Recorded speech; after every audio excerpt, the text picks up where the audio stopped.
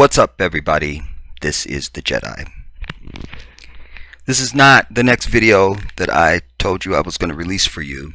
I have 3 that are in the can that I intended to release.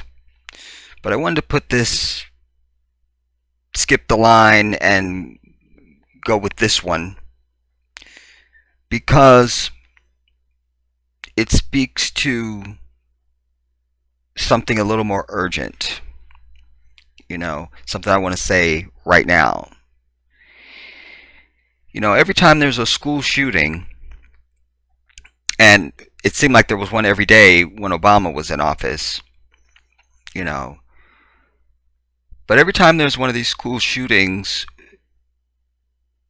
more often than not, the shooter is either taken into custody or they take their own life. But it's never they were killed by police. We don't hear that, we don't see it. And it's never called terrorism. It's always called mental illness. There's always, well, this person had a history of mental illness. You even had cases where the person had been profiled by law enforcement, the FBI, etc., and had been watched, but then, no action was taken. And then, oh my God, lo and behold, they show up and shoot up the school. So what really precipitated this video is that ongoing. When this Colorado thing happened, whenever it was the other day, again, you just have to just go past it. Because it's like, it's another one. You feel bad, but it's just, here it is again. And after one of the recent shootings, I remember which one it was. You remember they were highlighting the students who were pushing back and calling for gun control, and they were being made out to be these amazing students, and they were heroes, and all of this. Well, there's a ring of that to this, because I saw a report where some politicians had gone down to this recent school, and the students chanted them out, screaming, mental illness, mental illness.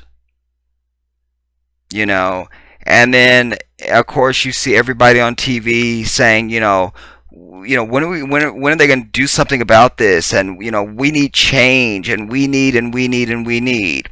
Well, I'm here to bring the raw truth with anything that I proclaim.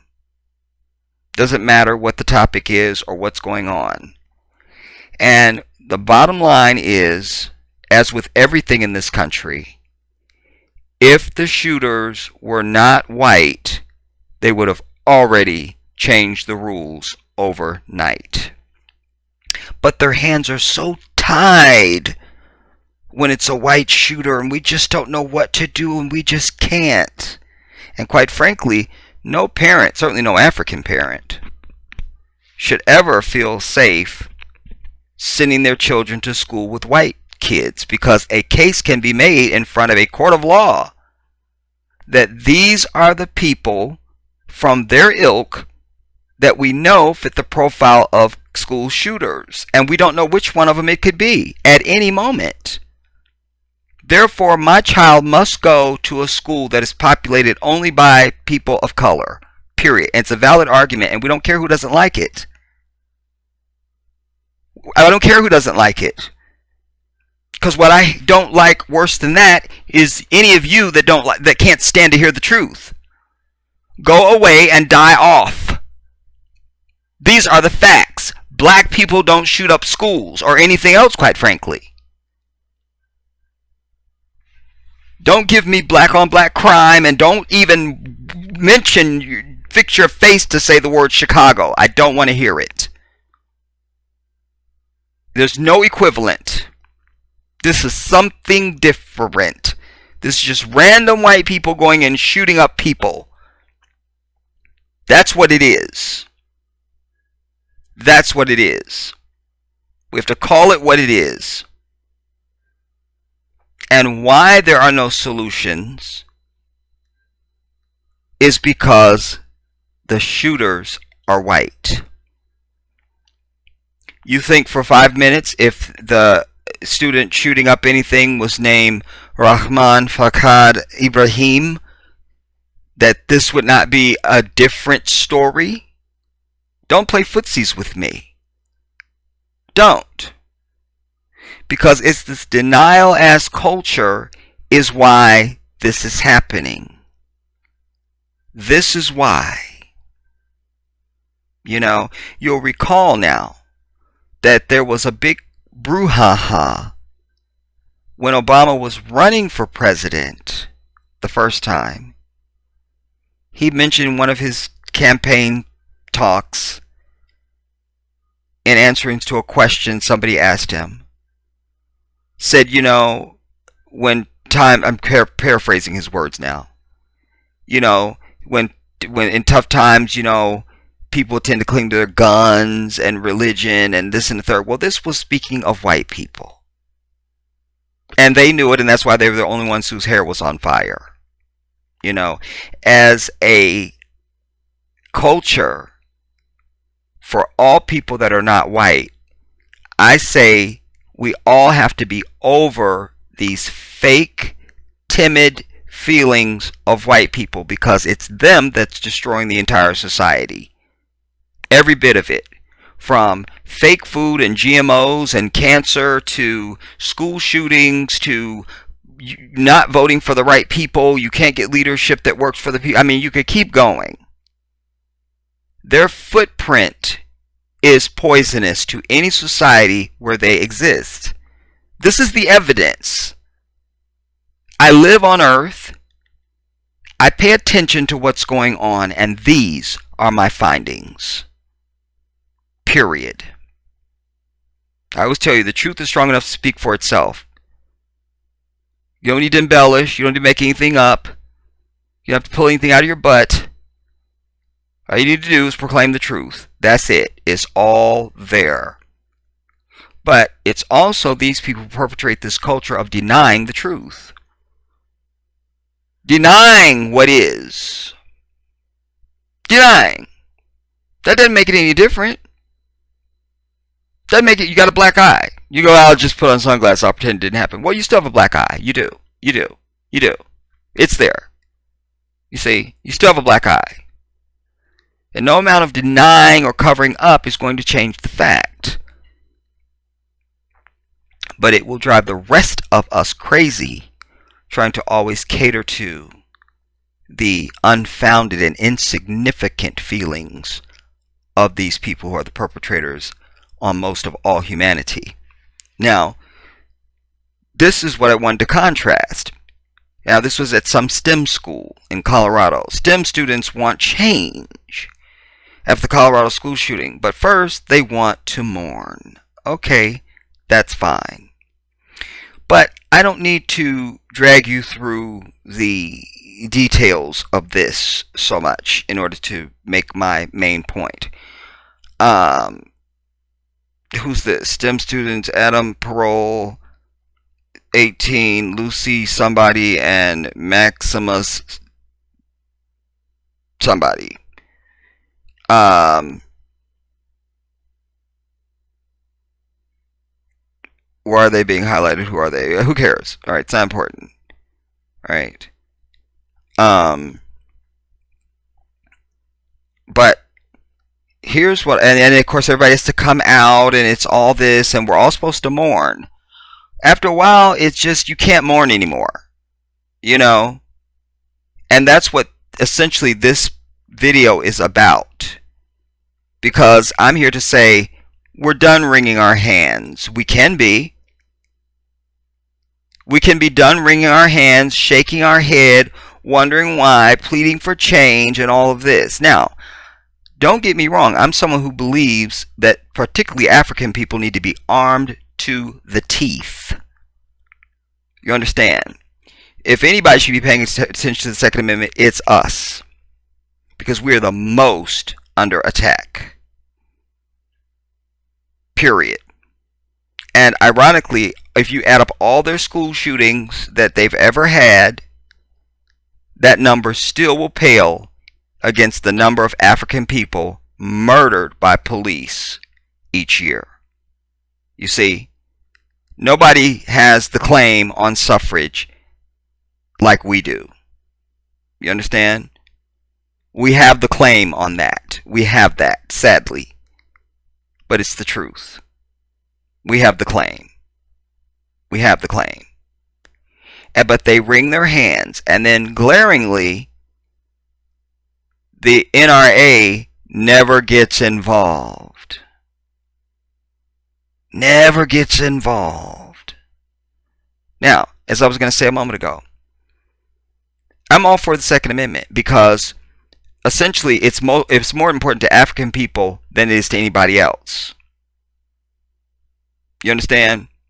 You could make the case that there's really no valid finding for white people to be armed other than just their fear that people are going to retaliate against them for all their ongoing evil. Well, that's valid. It's not the same as the person who's arming themselves to defend themselves from an ongoing attack. It's a different victim there. Different. Do you understand? Different. But the spirit of the Second Amendment is intended that the people would not be outgunned by the government. So you don't ever want, especially this government, to disarm you. Ever. You know, and there are countries where they disarm the people because they don't need it. They're not a violent culture. They're just not.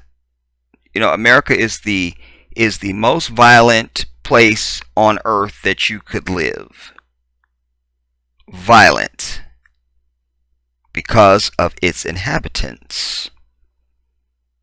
You see, remember, they took this country with violence. They murdered off 140 million native people.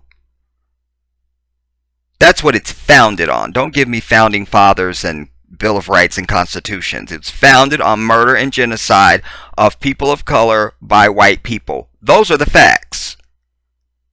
Those are the facts. F-A-C-T-S. Facts. Capital letter, bold, highlighted, underscored. Exclamation mark. Facts. That's what's real. And it has been maintained through a system of violence, incarceration, oppression, denial, degradation, you see, of others. You know, this separation of this classism, you know, there's many reasons.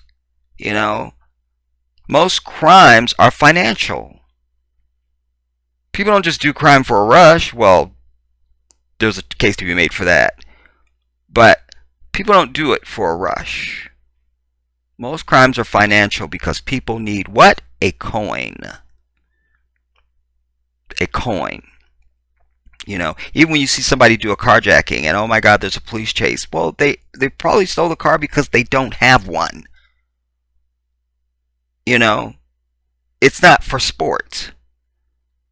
You know, the moment you get rid of this classism and people have at least enough to survive and live on and support whatever their needs are and some of their desires, you see crime go in the hole because there's no more need for it until you get back to something like white school shooters, because you're dealing with an inherently violent people whose whole history is that.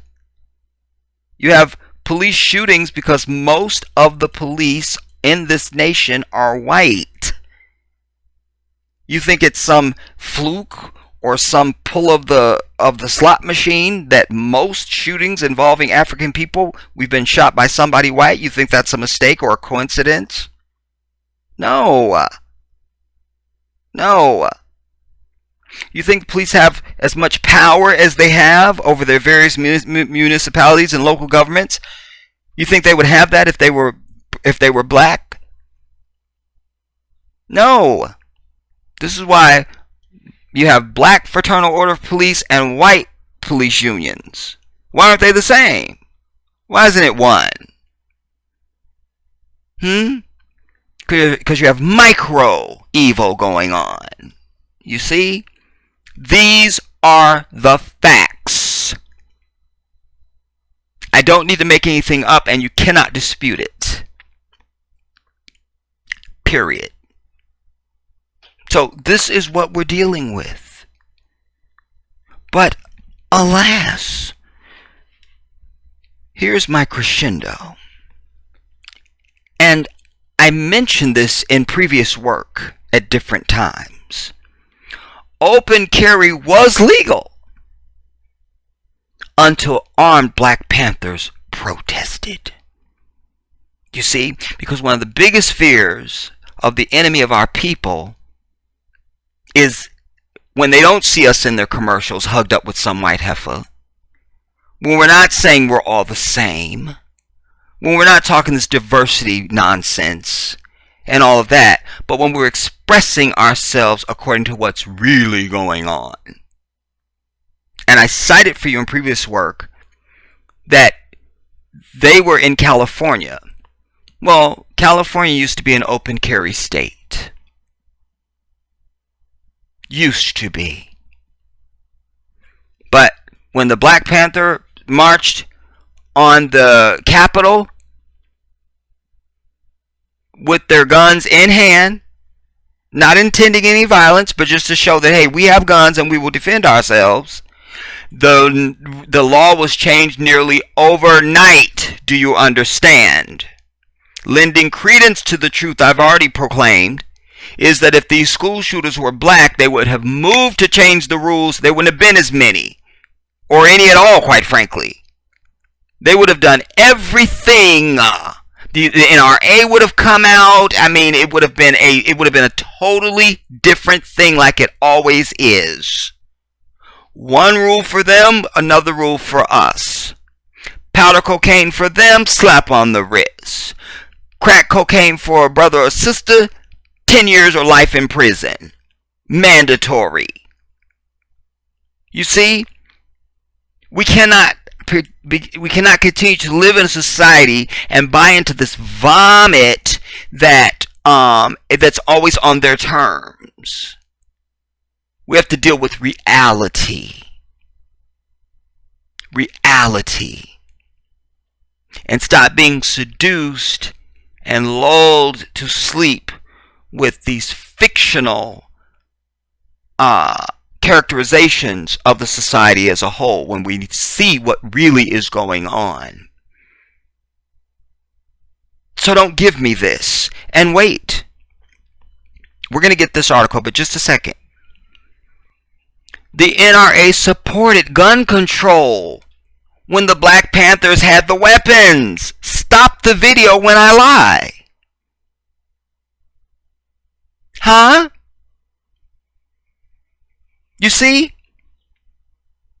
Again, I don't need to proclaim things. You see?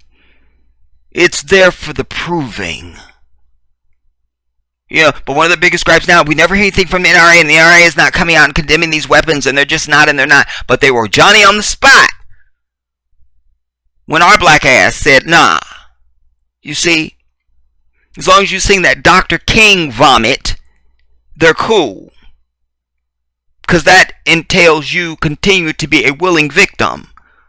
But when you say no more, and when you adopt the thinking of Malcolm, who said that when one of these devils puts their hands on you, you do your damnedest to make sure they don't put their hands on anybody else, then you become a problem. You see, Louis Farrakhan hadn't blown up anything, hadn't killed anybody, hadn't done anything.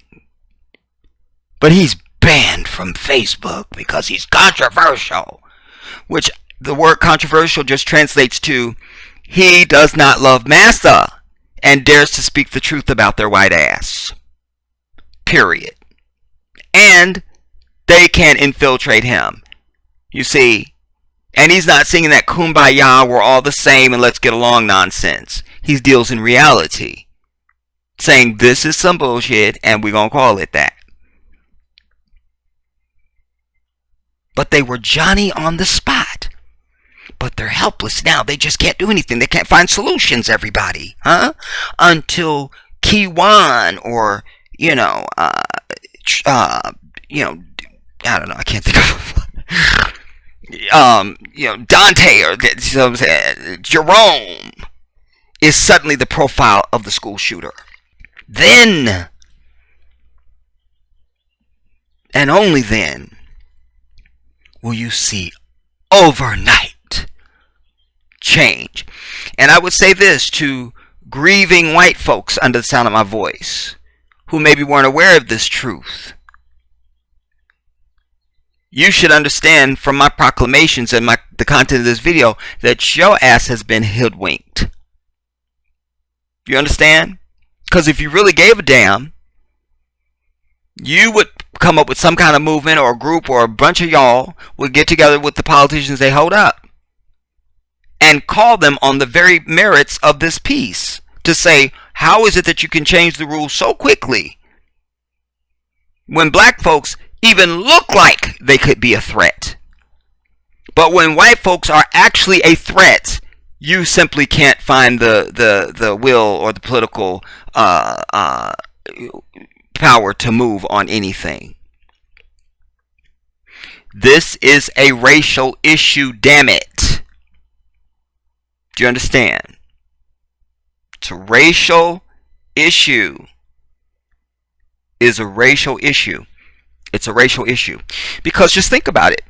When's the last time you had a predominantly black high school or middle school or kindergarten or anything that was predominantly black that's been shut up? I'll wait for your answer. No, I won't, because I'll be here till I'm 90. Because you can't find it. You cannot find it. Do we have some kids at these schools that get shut up? Of course we do, I would imagine. I personally can't recall at this moment as I speak to you, I don't recall seeing any pictures of black victims on any of these shootings. I just don't. But I have to allow that maybe there was somewhere. I guess.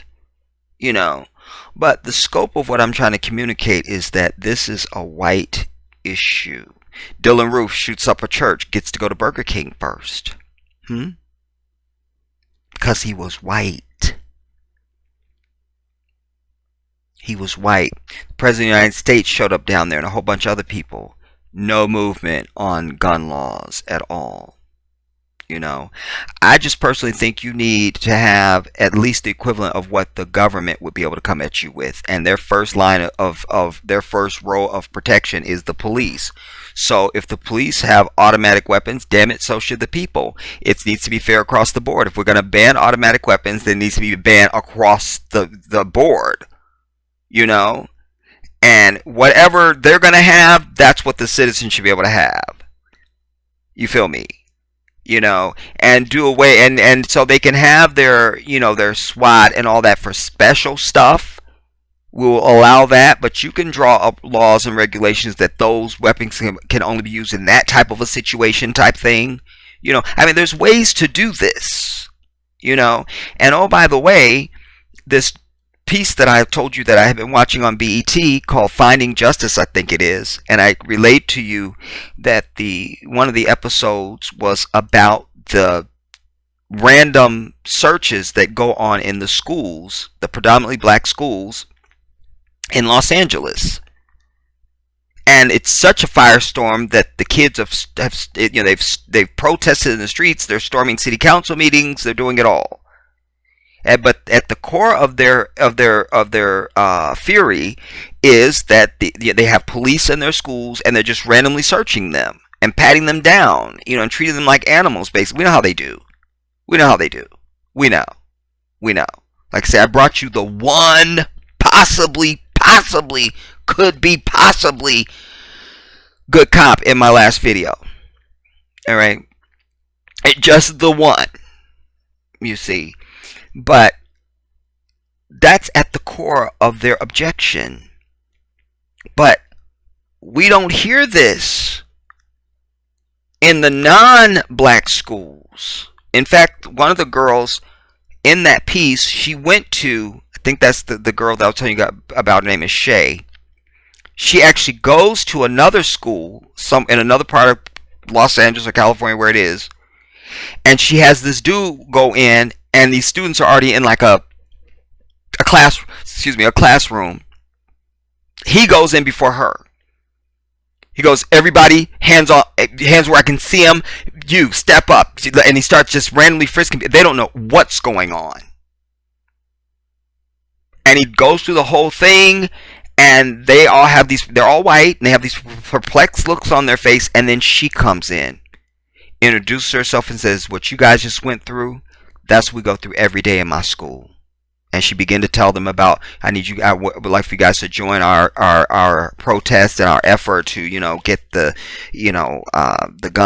police out of LA City schools and da-da-da. I mean, it was very powerful and very effective, and they were all just like jaws on the ground, because it doesn't happen to them. And yet any of them in that room fit the profile of a potential school shooter. That's what we're dealing with. You see, even when you look at post 9/11, the staged terrorist attack done by America, but they put it out into the world that was 19 Arabs with box cutters, like as if like nobody on the plane could get cut. I will get my hand sliced off to take your damn box cutter if that's what it takes to save this damn plane. So it just it fell flat even at the beginning, but the bigger point I'm trying to make about that is that everybody knows that when they're patting down grandma at the airport or taking her shampoo or something, that really has nothing to do with grandma. They're trying to look like it could be anybody. Well, it could be anybody. Nah, you're mostly looking at Middle Eastern dudes and anybody that has a name like mine. You understand? Again, stop with the fantasy, the fiction, the lies, and the Wonderland crap. Just represent stuff the way it is. You understand? I can't.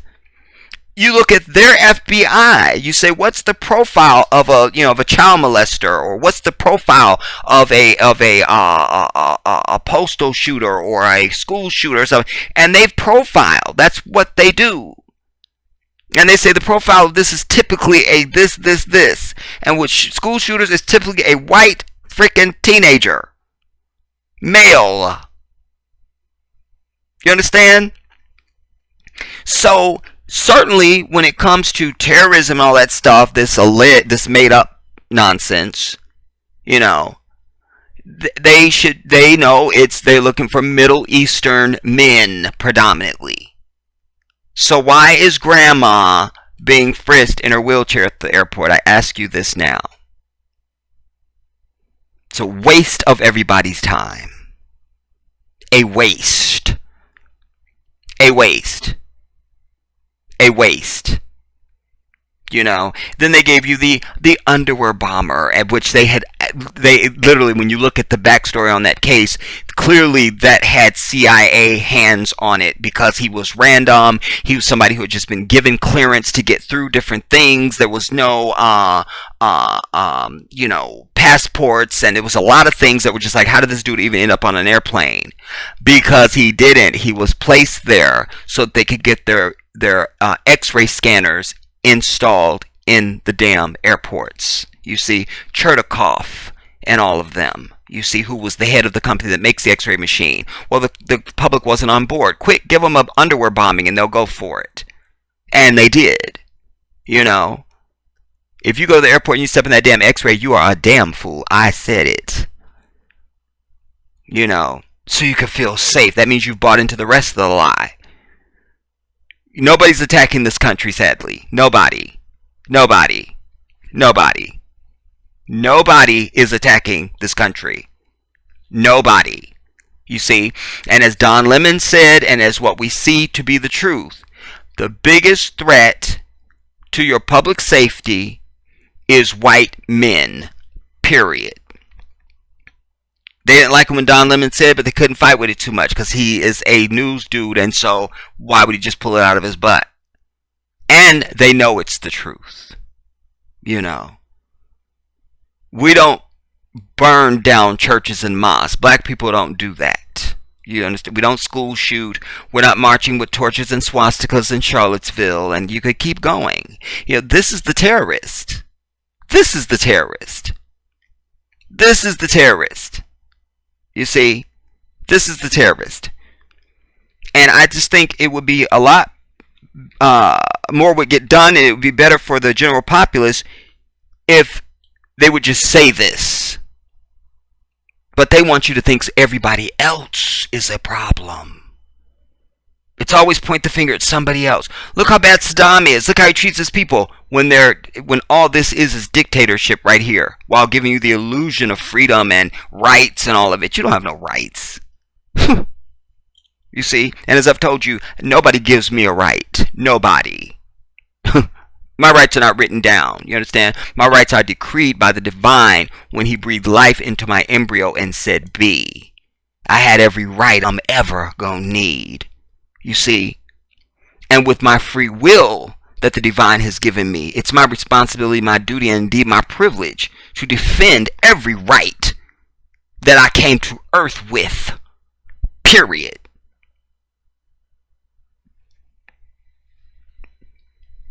You don't give me no rights. Huh? Think of the arrogance of that. A few people are going to tell you what your rights are. Really? Nah.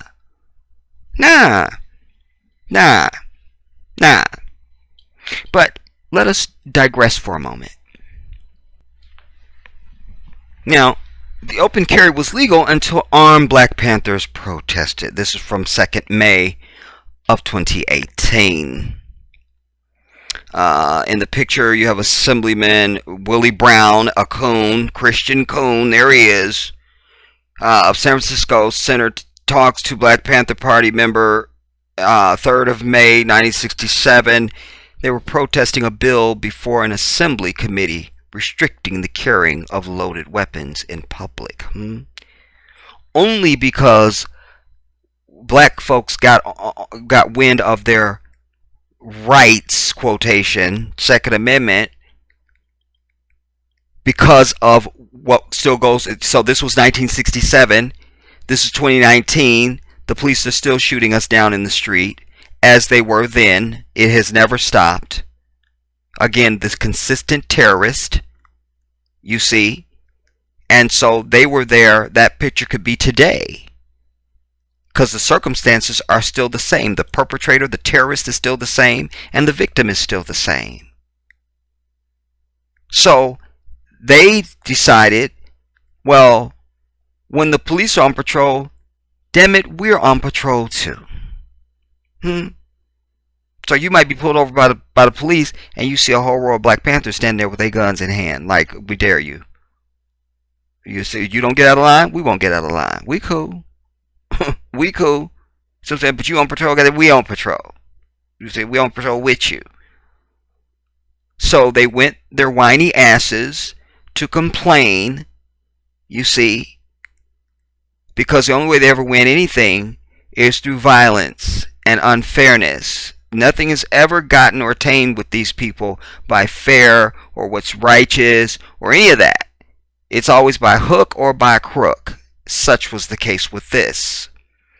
Now, in 1966, it was legal to openly carry loaded firearms in California, a legacy of the gold rush. In Jackson, a Sierra foothills town that retained that era's flavor, one state senator was often seen wearing a holstered pistol. But a year later, the legislature abolished open carry. It took a moment of racial dramatics at the state capitol in Sacramento, where I was a reporter who sang this, Warren Olney, where I was a reporter. On 3rd of May 1967, governor and liar and devil, Ronald Reagan was scheduled for lunch with 8th grade school kids on the Capitol grounds. He'd been elected just a few months before, and the presence of a Hollywood star turned politician had increased the size of the press corps. As the new team for Something TV in San Francisco, my cameraman and I were jostling for space on the steps of the staircase that descended to 10th Street on the Capitol's west side. Veteran newspaper reporters were grumbling about the trivial, quote, picture stories, end quote, they were now being required to cover. Then suddenly, several cars pulled up to the 10th Street curb. As passengers got out, they made no attempt to hide the fact that they were heavily armed. You see? About 24 brothers and sisters, melanated, you know what I'm saying? Some wearing leather jackets and black berets, started toward the Capitol carrying rifles, shotguns, and pistols.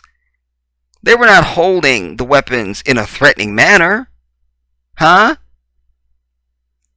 They were not holding the weapons in a threatening manner. It's very important. They were pointing them in the air as they marched into the building. The news horde, with cameras rolling, stumbled backwards ahead of them, up the carpeted inner stairs and into the chamber of the assembly where a session was underway. When the armed group entered the chamber, Democrats and Republicans dived under their desks as the president pro tem called for order. Meanwhile, one of the armed men began a harangue. I've never seen this word in my life. A harangue. What is that? We're going to learn. If I don't know it, you probably don't know it. Let's ask the white people.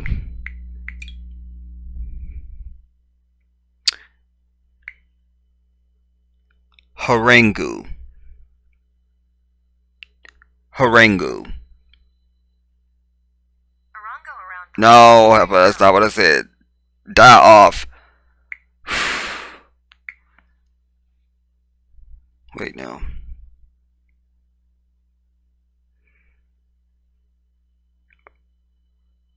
GUE. Definition. Harangue. They're saying it's herring. It's a noun. A lengthy and aggressive speech. Okay. Began a harangue about, quote, gun control. Speaking to the TV cameras, he denounced the, quote, racist California legislature, end quote, for keeping the black people disarmed and powerless as it continues in 2018. I cite for you Philando Castile. Huh? That cop didn't shoot him because he was in fear that Philando was going to pull the gun. It was like, up, nigger with a gun, gotta shoot him. You see? That's what that's about.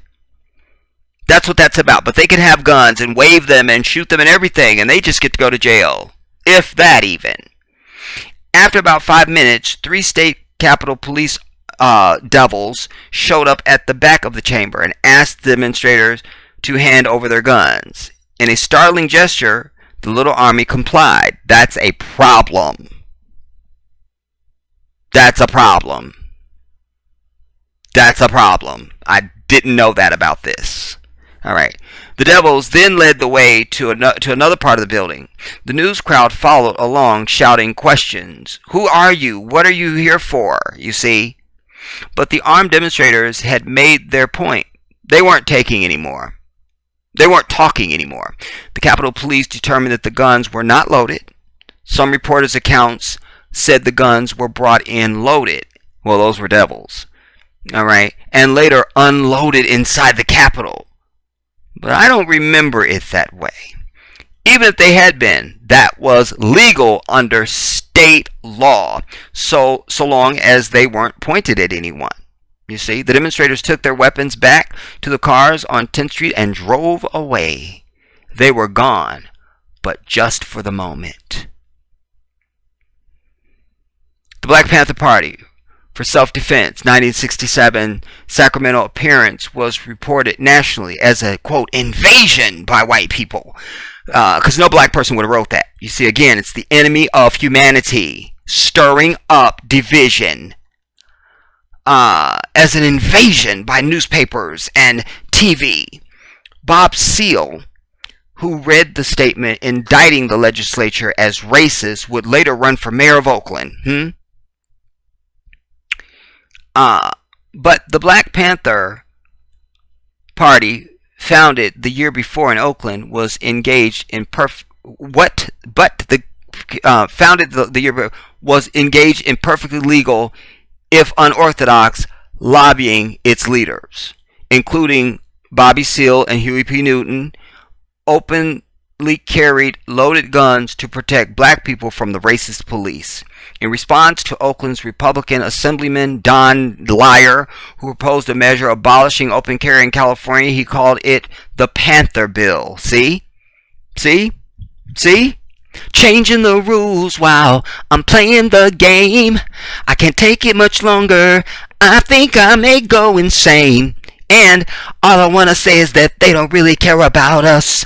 I'm here to remind you, says that they don't really care about us. We dip in the fire. All I want to say is that they don't really care about us. As it turned out, the Panthers' opposition was a dismal failure. The Panther Bill, gun control that it was, had the support of the National Rifle Association of the day, because white folks will always come together over the degradation of African people, no matter what their position, if it's the bitch at Walmart or the President of the United States. This is the truth. This is the truth that must be proclaimed.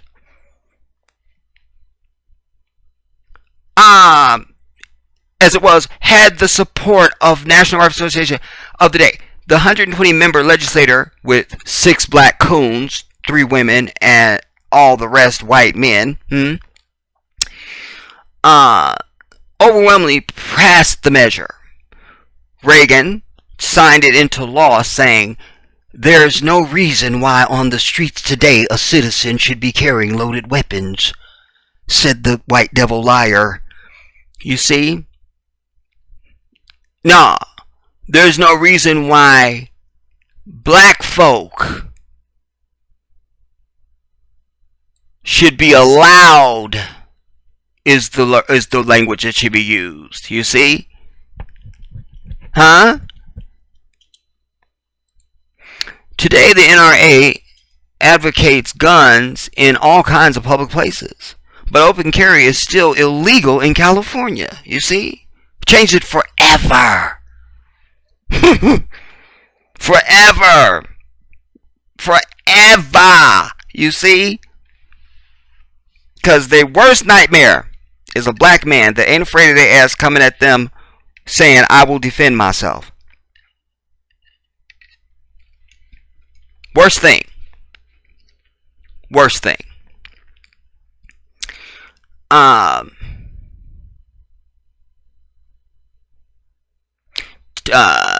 Places, but open carry is still legal. Okay, now as then, the real issue is not the guns being carried, but rather who does the carrying.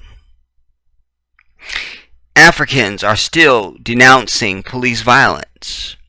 Among the recent victims was Stephon Clark, a young black man armed with a cell phone and gunned down in his grandmother's backyard a few miles south of the state capital in San Francisco. Think about that.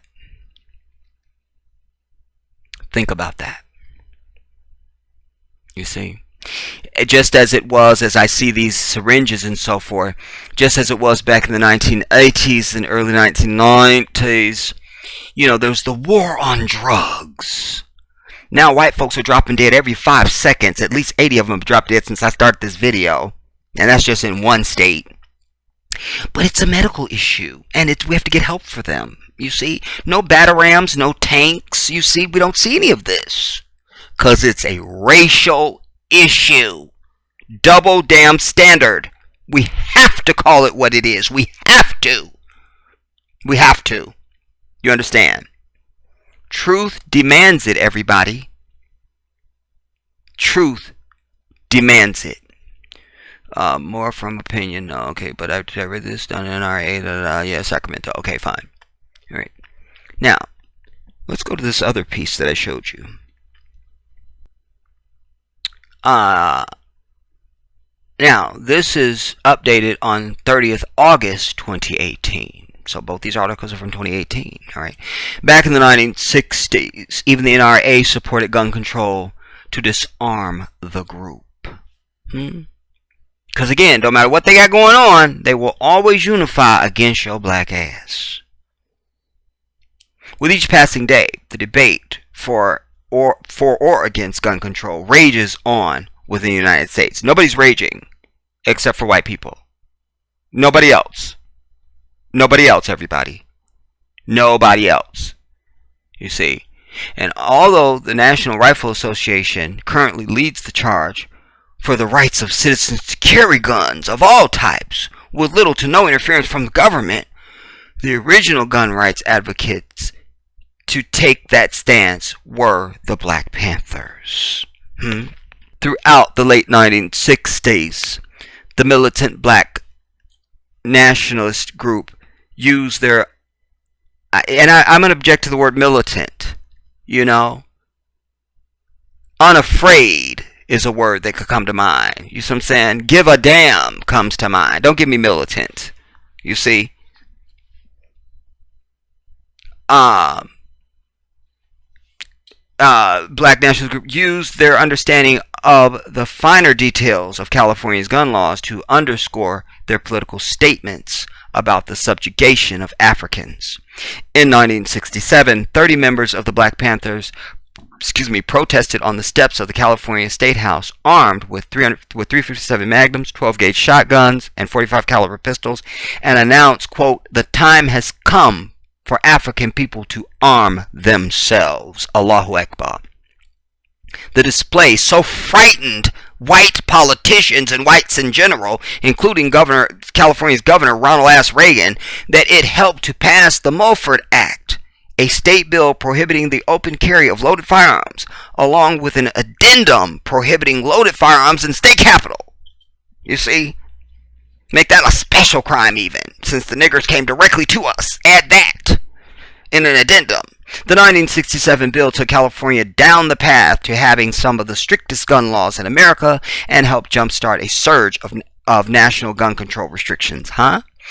The law was part of a wave of laws that were passed in the late 1960s regulating guns, especially to target African people, says Adam Winkler, author of Gunfight, The Battle Over the Right to Bear Arms, including the Gun Control Act of 1968, which adopted new laws prohibiting certain people from owning guns, providing for beefed up licensing and inspections of gun dealers, and restricting the importation of cheap Saturday night specials, pocket pistols that were popular in some urban communities, you see. And then today they also add this, well, if you have a felony, you can't own a gun. You see, and all this. So they make you a felon from the time you're 2. You see, they find something, they come to your school when you're 3 and handcuff you. We've seen those stories. Again, I don't need to make anything up. You see, any and all evil flows from these people. So they felonize your ass early on to ensure that you can never vote and you'll never be a gun owner. You see, it's about disarming. It's about disarming. You see. In contrast to the NRA's rigid opposition to gun control in today's America, the organization fought alongside the government for stricter gun regulations in the 1960s. You see, the NRA was right at their side, Suzanne. This was part of an effort to keep guns out of the hands of Africans as racial tensions in the nation grew. Grew? When did they end? You see? And then when did they grow, everybody? They never ended. You see? The NRA felt especially threatened by the Black Panthers because they weren't white, whose well-photographed carrying of weapons in public spaces was entirely legal in the state of California where they were based. You see? Entirely legal. But like I say, they only make the rules for us. That's it. You see? While they do whatever the hell they want. You know, they wanted Obama's birth certificate and a semen sample and a blood sample, and they wanted everything. You know, they practically wanted to dig up his mother. But here this white devil who is in office now has not released his tax returns. They had to go in, they found some way now, some of his stuff is coming out that they got surreptitiously or some kind of way or whatever. You see? But it's not a problem. But this is the same white devil who led the charge of he needs to show his birth certificate. Well, where's your taxes at, bitch? Again, the double standard. That's why I say you gotta be over the feelings. Over it, because it's manufactured and it's fake. And they will always represent a position that is not based on a pursuit of righteousness, but some shit that serves their ass. I've been over that. And I will be over it eternally. Get there. The Black Panthers were innovators in the way they viewed the Second Amendment at the time, says Winkler. Rather than focus on the idea of self-defense in the home, the Black Panthers brazenly took their weapons to the streets, where they felt the public, particularly Africans, needed protection from a corrupt government. And by the way, that's exactly what the Second Amendment is from. I mean, you protect your home and all that stuff too, but again, the spirit of the Second Amendment, as written by white people, is so that you do not ever be outgunned by the government, so they can never enact dictatorship over you. And the language is even that you have a duty to arm yourself. We didn't write it. That's why I say if anybody should be buying up guns to the teeth and exercising the Second Amendment, it needs to be African people. You see? No need for Fergusons and all that. These ideas eventually infiltrated into the NRA to shape the modern gun debate, explains Winkler. Gun control laws swept the nation, the organization adopted a similar stance to that of the activist group they once fought to regulate. With support for open carry laws and concealed weapon laws on their agenda. You see, they all for it as long as it's not your black ass. Few aspects of the United States Constitution have been as murky and divisive as the Second Amendment. Well, it's not murky, it's not indivisive. That just means there's white people involved someplace that don't want shit to be fair. You see? Anytime you hear words like controversy, divisive, murky, anything that connotes there's some problem, you have to look at who the players are, and you will always have your answer.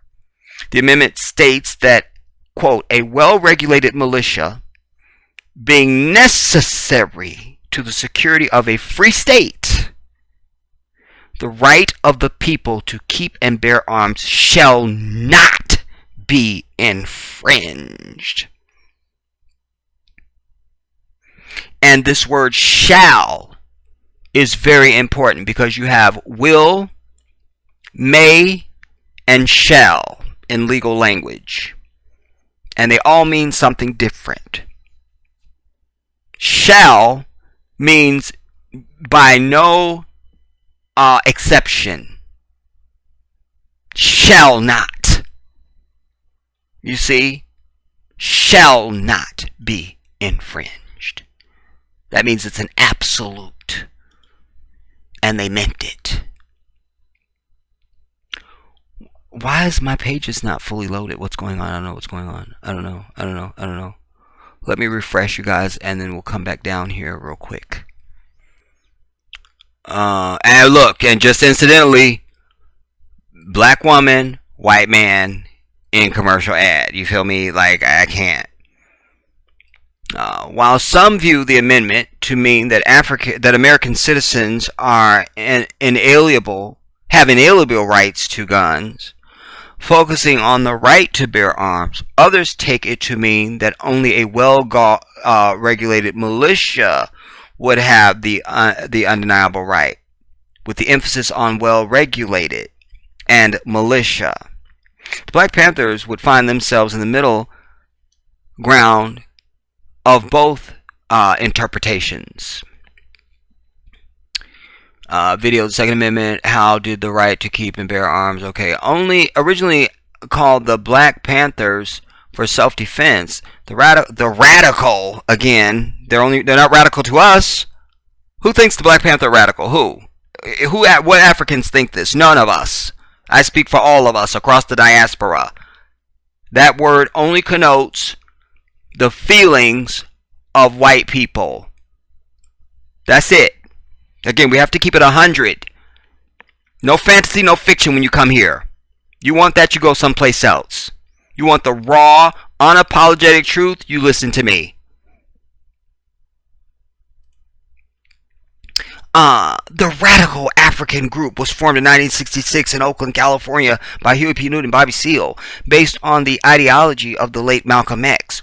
They believed that the fight for racial equality would not be won by a slow drip of nonviolent actions and protests. Amen, and glory to God for that. Because that is the truth. No marching and protesting is going to get you anywhere. And chanting. I'm over it. You see? Listen, when they alleged that that Iraq and Osama bin Laden and Afghanistan, all of it had done their dastardly deed that they did on 9/11, did they send protesters and marchers and chanters, everybody? No, they sent military hardware, troops, guns, violence. You see? Nonviolent action and protest, as Martin Luther King had preached, but that stronger actions were required to ensure black people's survival. And as I always say, if you want something you never had, you got to do something you never did. That's the key to success on any issue you're going to put in front of me. A large part of the group's campaign against racial injustice relied on gun ownership and training. Newton and Seale collecting a variety of guns during the early years of the Black Panther, including machine guns, rifles, and handguns. New recruits were required to learn how to wield, clean, and shoot guns, in addition to understanding their rights, their right to carry firearms, and how to communicate that to police in California. Newton put his own knowledge of the law to the test after he and Seale were stopped by Oakland paid devils in early 1967 in a vehicle filled with weapons. While questioned about the guns, Newton simply replied that the only thing he was obligated to do was give his identification name and address. At the request of the devils, Newton stepped out of the car, rifle still in tow, and refused to explain why he and the other Black Panthers were carrying their weapons. As onlookers gathered, the police tried to disperse the crowd. You see? Nah, we won't need to disperse. We're going to stand right here and witness every damn thing. Tried to disperse the crowd while Newton welcomed them. He knew that under California law, bystanders could legally view an arrest as long as they didn't intrude. Since there was no violation for the police to charge the Black Panther members with, and a growing pack of witnesses, they were able to leave the scene without any trouble from law enforcement. You see? It's just we allow them to bully us. We allow it. Allow. Emboldened by their calm exchange with the police, members of the group began to follow police cars and dispense legal advice to Africans who were stopped by these assholes while legally carrying their weapons. The group referred to these activities as police patrols. You see, like I say, you on patrol? God damn it, we on patrol. What? You see what I'm saying? I'm on patrol too. You see, Bobby Seale and Huey Newton used the Second Amendment to justify carrying guns in public to police. It justified carrying guns in public to police the police, says Winkler. The Panther would stand to the sidelines with their guns, shouting out directions to the person. You see, now because you're not doing that, they come at you. You move back, and they shoot you, or they shoot you with pepper spray, or they do something because you're not standing there with nothing. You see, you're just an available bitch for them to take advantage of. That's what's real. Would dispense legal advice to Africans who were stopped by the assholes while legally carrying their weapons. The group referred to, please. Bobby Seale and Huey Newton used the Second Amendment. Okay, I read that. The Panthers would stand, I read that, directions to people. That they had the right to remain silent, that they were watching, and that if anything bad happened to the black person, if anything bad happened, that the Black Panthers would be there to protect them. You see? In other words, we're ready for your ass. You see, you keep it legal, you keep it cute, so will we. But if you don't, we won't.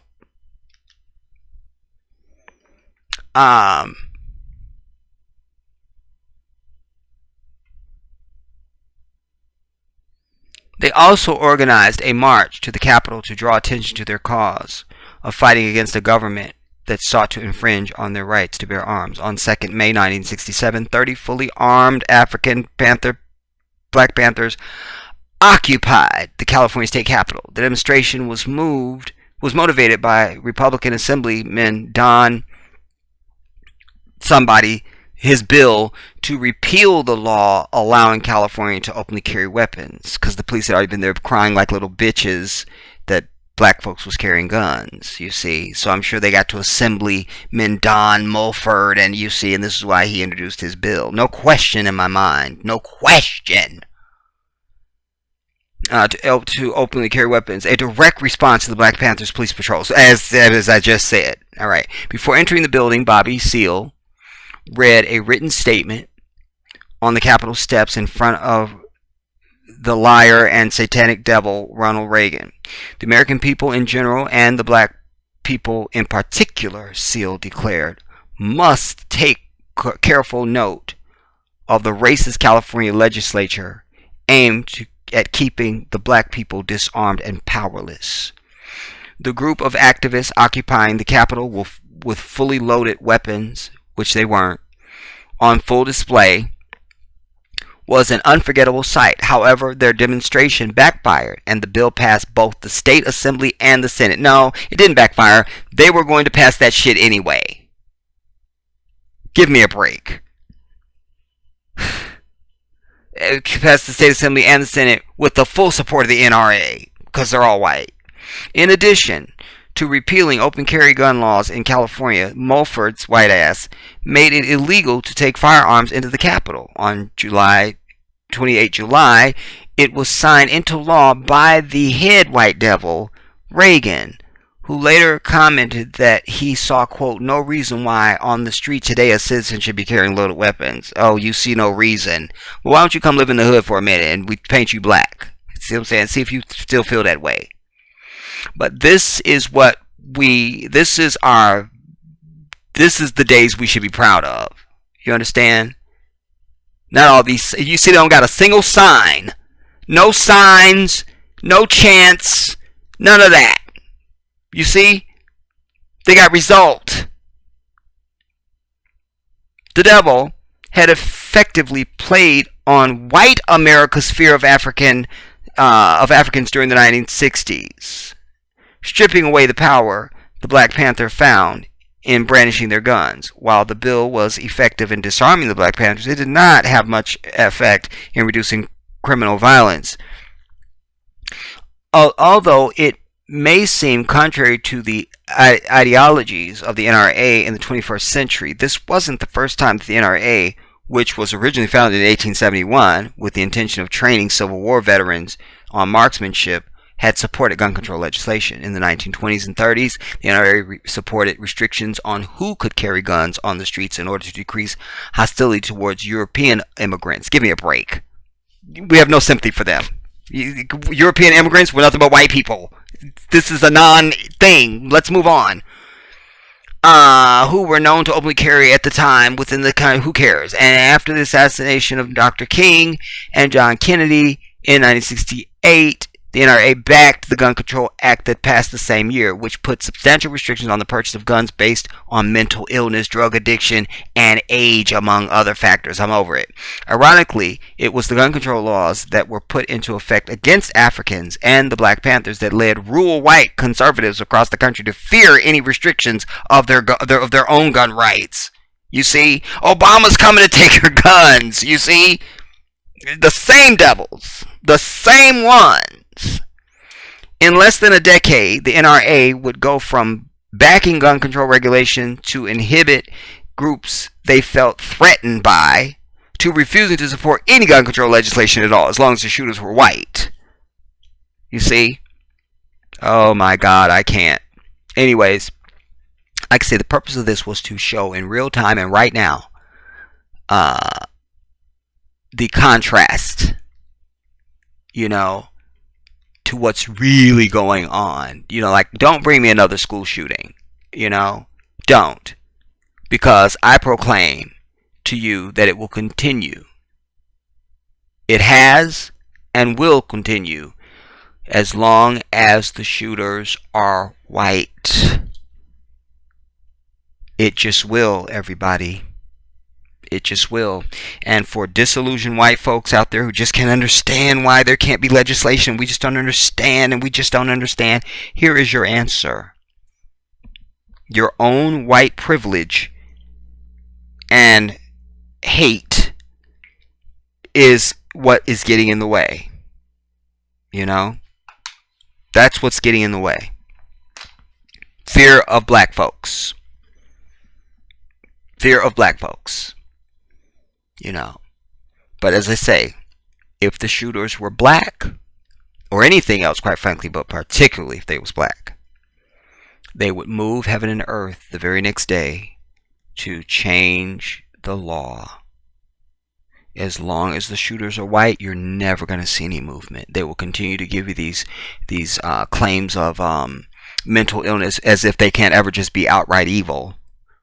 No claim of mental illness would ever be made over a person of color.